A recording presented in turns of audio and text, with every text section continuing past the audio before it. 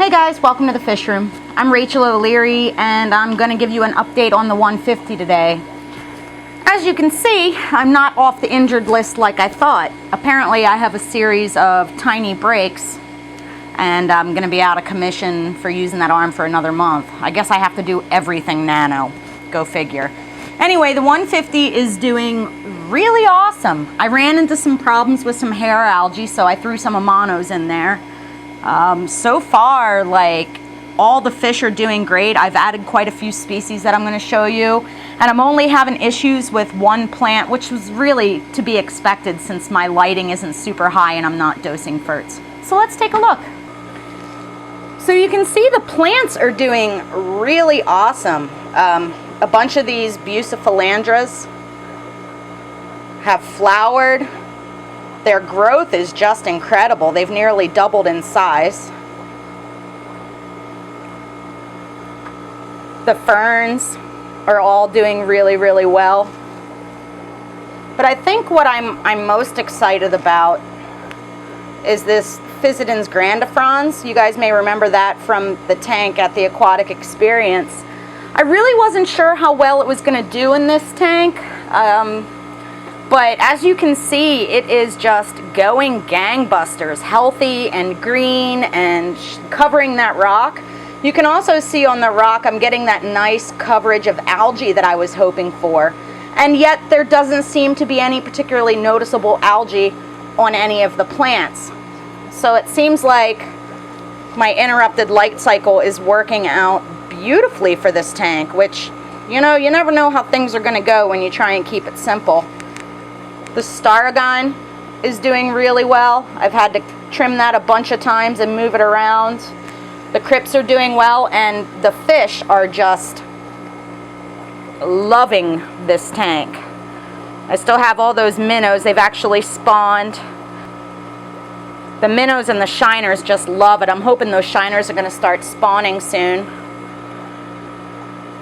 The Sewellia are really happy and colored up and looking good. I added a group of these Erromyzon, which are a really, really uncommon species.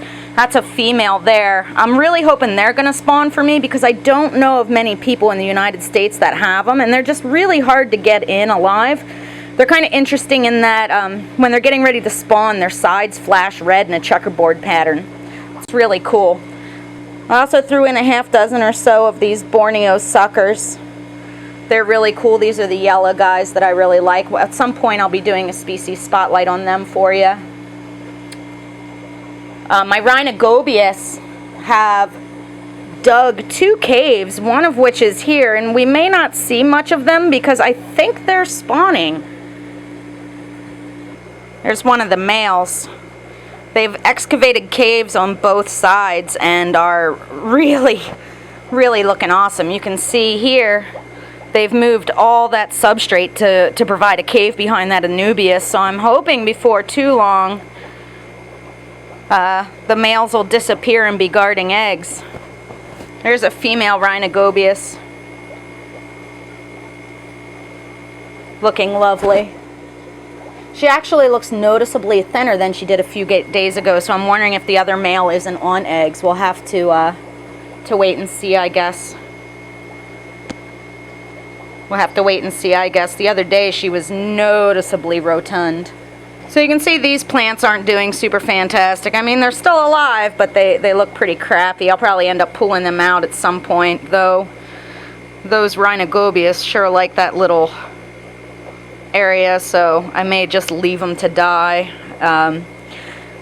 They really need more light than I'm providing, and CO2 and probably some ferts. This is that Erromyzon female again. You can see that patterning on the side. Just a really cool fish. Thanks for watching, and I hope you've enjoyed the update on this project. I know I'm pretty excited about it with it being so long in the making. I have quite a few species still in quarantine that will be added here in the next couple months, and I have some more coming in next weekend from Taiwan that will start their quarantine.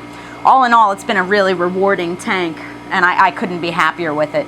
Make sure you stop by my Facebook page as well as my website, MsJinx.com, where you can find my upcoming speaking engagements, my current stock list, and information on all things nano.